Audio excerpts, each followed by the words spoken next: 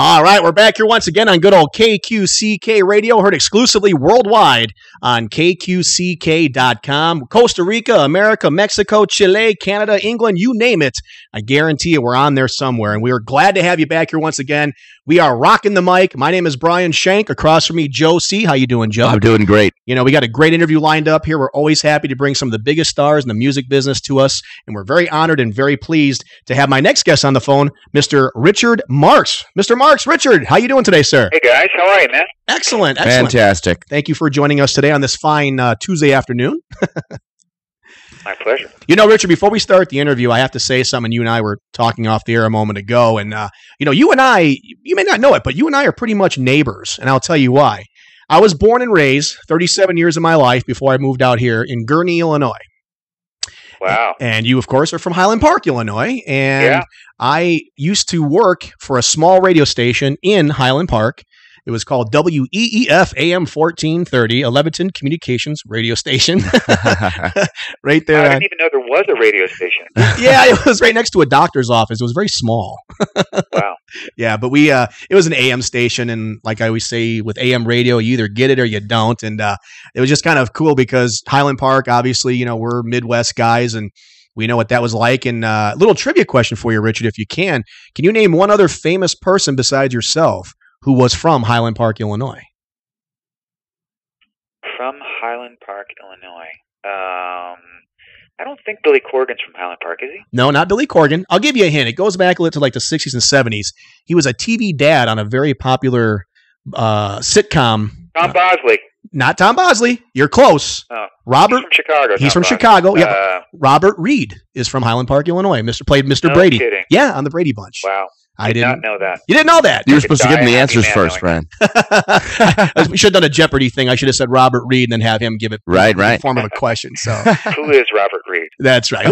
Very good. You got it right, Richard. There you go. Applause for us. So now, Richard, we're glad to have you on the phone here. You know, like I was telling you off the air as well, you know, Joe and I here, the owner of the station who's listening in with us today and may have a few things to say as well here and there. But, you know, we're big fans of Richard Marx's music. And the summer of 85 was a very special summer for me. I was going into high school, listening to WXLC out of Waukegan. You probably have heard that station back in the day as Sure. well. And 102.3 XLC was what they used to say, and they always played Richard Marx songs. The first one I heard from you was Don't Mean Nothing. The video was fantastic. You know, the girls going into the modeling agencies and stuff like that. The song about going to Hollywood, trying to be a star, Don't Mean Nothing, no words that they say. Your first album is truly, in my opinion, a great masterpiece. And that is a gem for anybody to have in their, I think, collection from the 80s. Great job. Well, thank you. That's actually a couple of years after that. It was like the album came out in 87. That's when my career started. But Oh, 87. Okay. man, I had a one-record deal. You know, I finally, after a few years of kicking around L.A. and getting rejected by every label multiple times, I was lucky enough to meet an amazing man named Bruce Lundvall, who ultimately later, I mean, he was legendary at that point as a record executive. Later, after me, he signed Nora Jones and ran Blue Note Records, and he took a chance on me, you know, as a 22-year-old kid, and he let me produce my own album, but it was a one-record deal. It was like, you know, if this doesn't fly, I'm back to the drawing board, and we just caught lightning in a bottle, and it was that was a really exciting time. Well, with the songs that were on there, you know, Don't Mean Nothing, Should Have Known Better, Hold On to the Nights. I mean, I don't think there was a prom in the 80s, around 88, 89, that didn't have Hold On to the Nights as their theme, because I know we did at Warren High School in Gurnee. I know that for sure. That was huge. And it's such a beautiful song. The video's great, too, because when you come out to the crowd and sit down and sing to them, and if I'm not mistaken, that video for Hold On to the Nights, that's not a lip sync video. That's actually a live performance of you on the video, correct? Yeah, we had filmed. We filmed a whole concert for MTV that got a lot of play, got a lot of multiple airings at the time. Because that was it was the fourth and last single from the first album. And in fact, somebody in my team emailed me today that tomorrow is the 26th anniversary of Hold On to the Night's going to number one. Wow. Which makes me just feel freaking old. But me too. yeah, we did. You know, of course, we did Hold On to the Nights in the set on that first tour. And so, yeah, that's a live performance video of that song.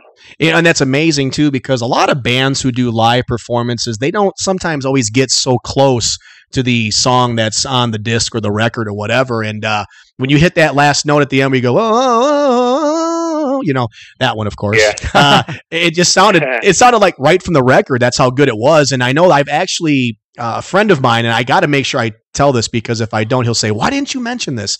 A friend of mine named Keith Gunning back in Gurney, where I'm from, and his brother Brian met you somewhere. And I thought it was possibly even at Six Flags Great America at one point, or somewhere in that vicinity in Illinois, and they took a picture with you. You were in the middle, you know, the arms around each other, you know, just mugging for the camera. And he took that picture and he made it onto the T-shirt. You know how they do that? They take a picture and they make the whole Sure. T-shirt. And he had that T-shirt, and he used to wear it like almost every other day. and Wow. and it was awesome. I think he still has that T-shirt to this day, you know, some 26 years later or whatever. So That's cool. yeah, that is cool. I got to go find that picture somewhere. I know he's got it on Facebook somewhere, but now, going back to your success, I mean, it's funny that people weren't giving you a chance, because if I would have heard Richard Marx singing and I was someone in the record industry, I would have been like, dude, you come in tomorrow, bring your band, bring your voice. I'm signing you to a record, because that record that you released, absolutely perfect. I love it. Well, I think the most important thing about that whole time, and I tell people this all the time, especially young artists, Mhm. is you know, that was a time when, you know, there was no shortcut. You know, there was no The Voice, there was no American Idol. Right. You had to kind of like do it grassroots. You had to do it from the ground up. You had to pay your dues. You had to play live. You had to learn to write songs. You had to, you know, you had to earn the chance to even have a career. Mhm. But when I look back on that time, even though I was still really young when that record came out, all those songs that became hits, you know, Endless Summer Nights and Don't Mean Nothing and Right. Should Have Known Better, especially, those songs were on my demo tape in pretty close to the form that they are, that people know. They were on my demo tape for 2 years, and everybody rejected them over and over. And I Wow. don't really harbor, I don't think I harbor the slightest bit of bitterness about it, but I think it's really an important fact for young artists, and it always has been. I've always told, you know, young kids coming up, you know, I got rejected for years based upon songs that became #1 records. So, you know, you never know when that moment is going to happen that takes you to the next level. Oh, without a doubt. And sometimes, you know, the old saying that hindsight is 20/20 in this situation. And, you know, not only that, but, you know, looking back at your career, sold more than 30 million albums, 26 top 20 singles, 17 top 10s. You've earned a Grammy for Song of the Year. You've also written for people like NSYNC, Keith Urban. I mean, some of the people that you've written for, it's amazing, because a lot of people think like, well, here's a guy, Richard Marx, who has made such a career singing beautiful songs, writing some great stuff, and performing in concerts for the last, you know, 30 years or whatever. But when you go a little bit further than that, you are as much of a songwriter as you are an entertainer. Well, thanks. I mean, I really kind of take the job of songwriter as the most important part of what I do. I mean, I love playing live. I love being a performer. Sure. And I love making records, and I feel very blessed that I still get to make records, and that people actually still check them out. But it's the songwriting. It's really, everything's based on the songwriting. And if everything else went away, I would just, you know, sit somewhere and write songs. Hey, you know, it's funny. I talked with Paul Dean, who is the guitar player for Loverboy. Do you know Paul at all? I know who he is. Okay. I talked to him at a concert last November, and I said to him, I says, Paul, do me a favor. My daughter, she's 14. She plays guitar, and she's a rocker. She likes everything from, you know, Loverboy to Motley Crue to whatever. I says, can you just say something here on my phone on video just to give her some idea? And he goes, Morgan, let me tell you something. Keep playing, but if you really want to get in there and make some money and do the right thing, become a songwriter. Write the songs. So I think he kind of touching on what you just said there, too. Well, I mean, I don't, you know, I never really looked at it as that's the way to make money. I mean, it's been a very lucrative thing, but if that's the basis, or if that's the motivation, I think you're probably going about it the wrong way. I think that it's got to be a thing where if you don't write songs, you're going to die. Sure. Or you're going to like not be who you want to be. It's got to come from a place of pure love of doing it. You know, I mean, what happens after that if you're fortunate, is that you write look. If somebody's written one song that becomes a hit song and they've made money from that song, that's great. Mm-hmm. As far as I'm concerned, if it didn't really matter to them, if they felt that the success came from just having finished it, that's what motivates me, and it always has. I don't know. I mean, I guess it's easy to say when you've had a lucrative songwriting career, but I got to tell you, man, when I started writing songs, it wasn't about trying to make money. It was that that's just kind of how I wanted to spend my life. Well, yeah, you're an artist, and it's the pure love and it's the passion for you. Obviously, if that talent comes through, the money will come. And if you're not looking at it in a respect of, I just want to make $1 million overnight, chances are you may not get to that level anyway. So I think that you hit on a very good thing in there, and that's a very well said thing. Now, moving on in your career here with your records, Repeat Offender. I think it's another excellent album by you, and sometimes people go through that sophomore jinx. There may be an album that wasn't as good as the first one, and nobody really hears about it or whatever. And I think Repeat Offender is aptly titled because, your second album, you're repeating what you're doing and whatnot. That's at least what I got out of it when I, saw the title. But great album on there. I mean, Satisfied, Right Here Waiting. I mean, we were just playing that before we got you on the air. We played that. It came on, and Joe and I were talking, and as soon as that came out at the piano, we both stopped and put our fingers down on the desk, started acting like we were playing the piano. And he goes, "What'd you say, Joe? What'd you say, Joe?" You said, I love that song. Yeah. I do. I absolutely love it. As a matter of fact, I've attempted that in karaoke, and I hear that, I hear people do Richard Marx in karaoke all the time, and I love it every time. Yeah. Great song. Well, maybe, maybe not every time, but as much as you can get. Love it. Very simple song. Any 9-year-old can play that song. Oh, yeah, but maybe not play it as well as you. I mean, come on now. It's a wonderful. Did you write that in any, was there anything there? I mean, I know that songwriting usually has something to do most of the time in life experiences and what you're feeling, but was Right Here Waiting written for anything in particular, for any person or any moment in your life? Yeah, I mean, it's pretty well documented over the years, but yeah, it was like all these songs are written from a personal place. I mean, that was very personal to me, and it was directed at, the person I was closest to. But I have written songs that are very personal that maybe have just a little bit of my life in them, but they're the story of someone I know going through something, or I'm sort of telling the story for them because they're not songwriters, or I've just watched people go through stuff. And I think that we as humans, we certainly share a lot of similar experiences in life. So yeah, what's personal to me is, not surprisingly going to be universal to a lot of people. So even though a song like Right Here Waiting, is really personal to me, it was also, I've had countless people tell me how that song applied to their life and their situations. Just like you mentioned, Hold On to the Nights being a song that, applied to a situation for you that's very different than maybe why I wrote it. But that's what's great, So every song is open to a million interpretations. We're talking to Richard Marx right here on Rockin' the Mic on KQCK. I love to say W because I was thinking back about the old Highland Park days, but no, KQCK here. We're heard exclusively on KQCK.com worldwide and whatnot. And we're having a great time talking with you, Richard. We do appreciate your time. And we're going back a little bit, and I do want to touch base on your new record that just came out a couple of weeks ago. But one other song that I really, really enjoy, I don't think it got as much recognition as maybe it should have, because I think it's a tremendous song. The changes, the bridge, and everything else. Angelia, I think that's just a beautiful song. I don't know much about music, but I think it's called the bridge when you build up to the solo, perhaps. When you say maybe my love is in vain, and you kind of go up a little bit on your voice like that. That's one thing I liked about you, is that you were never afraid in your vocal tone to really mix it up quite a bit in your songs. It wasn't just the one kind of monotone sound from you, and you reached high, you went low, you kind of did the whole thing that a lot of people enjoy. And that song in general, I really like Angelia. That's a great tune.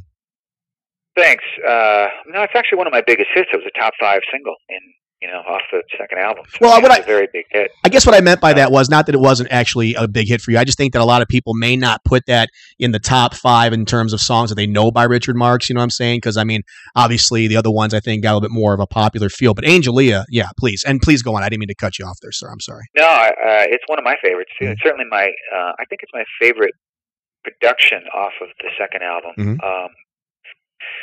I worked really hard in the studio on that one. I was such a Def Leppard freak at that point, and me too. And my engineer and co-producer, a guy named David Cole, we were both really into the Hysteria and Pyromania albums. And and we studied the guitar tones that they were doing with Mutt Lange and the drum sounds, and I was essentially just trying to rip off Def Leppard, you know, and it wasn't long after that that I became friendly with Phil Collin, the guitar player from Def Leppard, and we had dinner one night, and I said, I got to tell you, you know, maybe I even owe you an apology because I think I kind of just totally tried to steal from you guys. And he said, dude, when we went in to make the follow-up to Hysteria, we were working on a track, and we put up Angelia as a record to try to emulate. I said, come on, that's insane. That is so cool. It's great to hear that because I think, you know, anybody will say in the music industry, you know, we all kind of sample from each other. We all kind of pick and choose. But no, you're right. Pyromania and Hysteria, two fantastic and well-produced albums. I mean, you talk about Mutt Lange. I mean, I don't know if there's anybody better that I've heard in the 80s. He is a genius. Now let's talk a little bit about your newer stuff here. On July 8th, you just released a great album here, Beautiful Goodbye. 11 songs on this album. First of all, tell me, how has been the feedback? It's only been a couple of weeks it's been out, but what was the initial feedback and so far up to this date here, 2014, on this release for you? Well, I only know what I read occasionally. You know, every once in a while, I don't on purpose pay too much attention to the social media comments because, you know, there's so much poison online, you know, so I'm a little bit, I've learned as a public person to just sort of tune that stuff out. And, but I was curious, so I did go on, my social media platforms and see what people were saying. And I would say that there's 98% of the people that bothered to post, and there was a lot of posts, but, that were really embracing it as being different and, not what they expected, but in a really positive way. And maybe 2% of people going, you know, why don't you make another rock record? You know, and you can't please everybody. I'm just glad that they were in the minority. I think, you know, every time I put out a record, it's going to be reflecting exactly what I want to do. I'm never following a trend. I'm never following anything but my heart, you know, and my creative purpose at any given time. So, that whatever I release is 100% my intention. And if that floats your boat, awesome. And if it doesn't float your boat, that's cool too. It's never going to affect how I write the next project or what I'm going to. It really doesn't. I've never written a song with the public in mind in my life, and you know, I have to please myself. I have to write what I want to write and record what I want to record and let the chips fall where they may. Amen. And that's perfectly said, because obviously if you're out there trying to please everybody, you'll never do it anyway. I mean, there may be some Richard Marx fans who may not like one of your songs in particular anyhow or whatever. So, I mean, that is a very well said comment there. One of the songs on this album, Richard, Turn Off the Night. I read an interview that you did, and you said that if you were to go back into your life now, I'm trying to paraphrase here, but you said if at the moment you were at in your life when this song was written at the time, it was a very kind of dark moment for you, or at least a different frame of mind for you than where you're at right now in your life. Can you kind of explain a little bit about that song? Because I think it's a tremendous, tremendous song. Thanks. I think it's I really love the song. I don't know that I would have released it. I mean, it's the one question mark I have. I let the quality of the song and the recording make me include it, and in retrospect, maybe I might regret it at some point. I guess what I was saying is that, you know, I've written so many songs over my lifetime that are about suffering, that are about the pain of relationships or the aftermath of a relationship, and we've all been there. Everybody that's ever been in, I think anybody that's ever been in love has also been hurt, and you know, most people go through at least one heartbreak in their life. Oh, sure. And there's a lot of poetry in pain. You know, there's a lot of poetry in suffering. But in the last 6 months, I've just found as a man that you know, there's a great expression that pain is inevitable, but suffering is a choice. And I've decided, you know, at my age now, at 50, that I think I'm going to choose to not suffer as much. There you go. You know, it doesn't mean I'm not going to have pain, but how I suffer and how long I suffer, sure, and what form that suffering takes is going to be up to me. And I don't think I want to write songs about it anymore. I want to write songs that are empowering and that are about other things. You know, I think I've written enough suffering songs, and that might be the last one, at least for a good while. Well, and you know, I know that you've had, you know, kind of a tumultuous 2014 here recently with some of the things in your personal life. I mean, it's out there, it's documented. We don't have to go too much into that, but I think that this album really does speak from your heart in many different ways. I haven't had a chance to listen to the whole album. I've listened to a lot of the songs I could on YouTube, and I think I'm going to definitely be going on to Amazon and getting this, because that's the other thing. I watched the video that you did is Richard Marx, What's in My Bag on YouTube, where you went to one of the record stores and you started grabbing a bunch of different items and whatnot and pulling them out and talking about where you came and from and what you were influenced by and everything else. And it really just made me smile when I saw you walk into that record store, because I'm going, you know, we do have a few of those out here in the Phoenix area that are used record shops, and that brings back the memories. Camelot music. Do you remember Lakehurst Mall in Waukegan, Richard, since you're from that area? Vaguely. Okay. We had Hawthorne, Lakehurst Mall, stuff like that before the old Gurney Mills, you know, which a lot of people know about back there. But, you know, there was Camelot music. There was JR's Music Shop. There was all Peaches Records and Tapes out in Chicago. There was so many great record stores that you can go into and just find everything that you wanted, from Kiss to Led Zeppelin to AC/DC to the Beatles. I mean, it was all there. And it's kind of sad nowadays. We don't have that. We have to buy everything. We have to click on it. We have to purchase it online, you know, get our credit cards out. I miss those days walking to the record store. And how did that feel for you, just walking into that record store, grabbing some of the stuff that you really liked and really enjoyed listening to, like Donny Hathaway and Earth, Wind & Fire and Peter Gabriel and the Tubes, and just some great selections you had in that bag?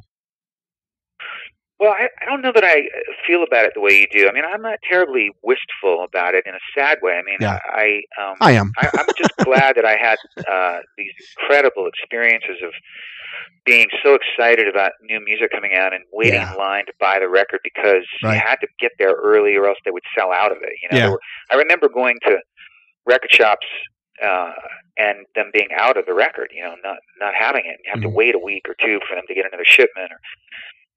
But I had those experiences, and they were, you know, they're part of the fabric of my life. I also think it's amazing that I can put, you know, as much, if not all, of my music library on my phone and drive around my car with it. Sure. So it's really I'm not somebody that really looks back longingly or wistfully, or, you know, I find myself sometimes in groups of people or conversations with people maybe somewhere around my age, and I hear people say things like, you know, music's just not the same anymore, and there's no great songwriting anymore, and I just don't get that. I don't get that state of mind. There's greatness everywhere. You just have to look for it. And you know, I'm as blown away by some of the music that I hear that I may not even identify. I may not even know who it is, but I hear stuff all the time that I think is amazing. I think that it'll never go away. It's all relative, you know. I love the Peter Gabriel So album. I love the Earth, Wind & Fire I Am album. The Tubes. But I also love, you know, this Bruno Mars Young Girls song. I couldn't play it enough. So you know, I'm just a fan of music from. I just don't really, just not wired that way. I don't. You know, it's nice to go into a record store and kind of have those memories, but I have those memories, you know. I experienced that. I'm interested in what I'm going to experience tomorrow, not yesterday. Do you find it interesting when you go to like some of these places that do sell records? You ever just go looking to see if there's anything by you in there? Do you ever flip through and see if there's Richard Marx in the slot? No, and if I ever do, somebody should slap me across the face. Well, we had a couple people on before who said that they do that. I think it was someone from Air Supply or something at one point where they say, yeah, you know, we walk in there and, you know, we'll go into a Walmart or we'll go into a record store. We'll look and see what's in our bin, you know, just to see where we're at and stuff like that. So I if I'm in a music store, I'm the last person I'm looking for is me. Yeah. Now, I know you were a huge Elvis Presley fan and obviously a big Beatles fan. Am I right on the Beatles? Because I know that should go without saying, but I just want to make sure. So, yeah. Well, I was a Beatles fan later. I was really young when the Beatles. Sure. You know, I was born in '63 and they hit in '64, so I didn't catch up with them until after they broke up. And but I was an Elvis fan while he was still huge, and And I was a big fan of Elvis, not just for the music, but because of the persona and how cool he was, and his movies. Even, you know, I think I even said it in that "What's in My Bag" interview. Yeah.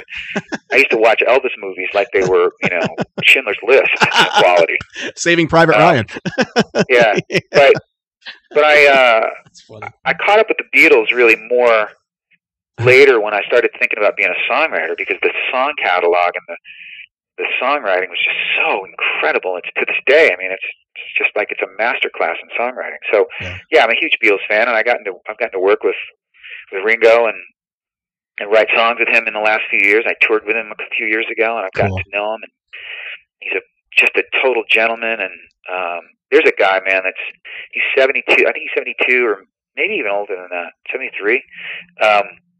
And he still gets fired up to just go out on the road and play drums. You know, I mean, it's like, it's remarkable that fire of making music and playing music never leaves you. You know, it's with everything that he's accomplished, he just loves to get it behind his drum kit and play. It's amazing. Yeah, the All-Star Band, Ringo Starr, and the All-Star, great stuff. I just saw a concert of his on Access TV, the Access Channel, AXS, whatever it's called. And all of a sudden, I started hearing this song, and I'm going, you know, I was in the kitchen, and I heard it, and I'm going, that's Colin. What's his name? Colin Hay from Men at Work, the lead singer. I was like, oh my God, he's got all these people he just travels with. They come in and sing a song and they're gone. Someone else will come in and play drums and they leave. And to be Ringo Starr and to have that flexibility and all those friends like that, that's tremendous. Great stuff. Yeah. You know, well, guys, I'm going to have to jump and do this next interview in a second. But I really appreciate you guys having me on, and hopefully we'll meet up in person one of these days. I would appreciate that. I hope you come out to Arizona relatively soon. I know you got a full schedule ahead of you here going into the fall. We just want to say again, thank you, Richard, very much for the interview, for the time. We wish you nothing but good health, good luck, good fortune, and be safe out there, okay? Thanks a lot, guys. Take care. Thanks, Thank you so much. Bye-bye now. There you go. Richard Marx joining us there on Rockin' the Mic. Great interview, man. He heck of a nice guy, and it's nice to hear, you know, going back in the day and stuff. And my wife always tells me, Joe, you know, you're stuck in the 80s. You like all this stuff. Well, you know, I enjoy those things. And when I can extend myself with someone who I grew up listening to and really liking, it's kind of cool to go back. I really enjoyed a lot of his answers. They were very different than a lot of artists. Yeah. They were. Yeah, and he's certainly a guy that shoots from the heart. Mm-hmm. I like that. I do too. Yeah, and that's true. I mean, if he, like he said, if I put something out, if I release something, if it's something I write because it means something to me. It's not about the money. No, it's not, and it's not about. That's nice to hear that once in a while. You know, like they always say, you can please some of the people some of the time. You can't please them all the time. You know what I mean? Right. And that's how it is. I mean, I've read things about his new album where people are saying this is a great thing. Some people say, well, it's a little bit like the other one and whatever else, but. You know, being an artist, it's not easy. And you have to go out there and really do it, like he said, from the heart, from the passion that comes out on the pages to the microphone and everything else. And it was great to hear from him. You know, like I said, being a local guy like myself from Illinois, that means a lot, too. I was going to mention to him, you know, Ringo lives down the road from here. At least he used to, out in the Boulders. Is that right? Right. Out in Carefree. I'll be damned. Well, at least had a house there. Let's put it that way. Can you imagine, like, delivering a pizza to Ringo's house? How much is that there, love? Oh, it's about $1,000. You saw my pizza outfit, didn't you? Hanging up. You still got that Domino's hat in your car. Right. Don't tell anyone. Oh, was that out loud? Yes, it was out loud. Mics are still on there, buddy. But no, that was a great interview. I really do appreciate Richard's time there. I wish him the best of luck with this new album, and I know he's going to be out there touring and everything else. And it's good to have those songs. Like I said, if Right Here Waiting comes on, or Endless Summer Nights, or Don't Mean Nothing, or Should Have Known Better. I love Should Have Known Better. I still have some of those on my iPad, and I listen to them when I'm sitting in the hot tub with Marie. Cool. Well, so yeah, heck yeah, it's good romantic music. I just hope Marie's husband doesn't find out about it. Yeah, don't tell him. Yeah, she might get a little upset about that. But no, that was great. We appreciate Richard's time, and again, we were rocking the mic today. Brian Shank, Joe C, right here on KQCK. Heard exclusively on KQCK.com, worldwide, America, Costa Rica, Canada. If there's a country out there on this beautiful earth, I guarantee we've been on it somewhere. I'm pretty sure. I hope so anyway. And remember, if you are not too familiar with our station, please go on Facebook and find us on KQCK Radio. There's also, I believe, KQCK Radio Costa Rica on there as well for Facebook. Oh, absolutely. Go check that out. Like us. Give us a thumbs up. If you want to comment on the interview, we put a little post on there in the beginning to kind of show you that we were doing the interview. We'd like to hear any comments or questions or anything you may have. And we're going to have more stuff coming up. We got some great things in the works. Got some great ones. I mentioned Paul Dean from Loverboy, the guitarist. They have a brand new album out called Unfinished Business. Really good album. Really good album. I was really impressed with this. One of my favorites, the Eagles coming up. Yes. Oh, I can't wait to see the Eagles. Steely Dan, Fleetwood Mac. Hopefully, REO Speedwagon should be joining us. Chicago. Yes. Got some really fantastic John stuff Oates. coming up. John Oates. He doesn't have the mustache anymore. Let's not forget, we're hoping Celine Dion. Yes. We've got a lot of stuff out in the fire there, and stuff that we're getting requests for that people want to hear interviews of. And if you have a request, somebody you want us to bring in, we're happy to touch base out there, and if we can do it, we'll bring them in and shoot us your questions, shoot us what you want to know, and we're happy to put that out there. And if you're a fine business or a sponsorship out there that you'd like for us to, hey, hit us up. We'd love to talk about your fine business right here and reach out to literally thousands and thousands of people out there. That's right. Maybe a home-based business. We got to eat too, right? Say again? We got to eat too. Absolutely. I'd like to eat right now. I might take a shot at songwriting, but can't promise anything Wherever you go, whatever you do, Joe, let's make some fun, happiness too. All right, well, we got to get out of here. So that's not really the lyrics. I just made something up because I didn't want to get sued by Richard Marx for plagiarizing. There you go. So, we had a good time. So we'll be back. Keep us in touch here. Look at us up on the Facebook page. If you have any questions, Brian, Brian, at KQCKradio.com. Joe at KQCKradio.com. Like us on Facebook. Go over and check us out. We do appreciate your support. And, the biggest thing, too, Joe, is we got to make sure that we tell the people out there that we also have another fantastic show called Off the Top Rope Radio. Oh, definitely. That's on every Thursday night right here at 5 p.m. Pacific time, 8 o'clock Eastern. Professional wrestling talk at its finest. If you're a professional wrestling fan, know somebody who is, whatever, have them check us out Thursday nights right here on this very, very station, KQCK.com. All the superstars. Oh, man, we got them all the time. So we want to thank everybody out there for listening. We'll talk to you next time. Joe, thanks for sitting in. Absolutely. We'll talk to you next time. And we're coming back with some more music nonstop 24/7 right here on KQCK radio stations. More music 24 hours a day. Our family pets are such a big part of our lives. That's why Kelly's Critter Clips of Queen Creek and Sun Lakes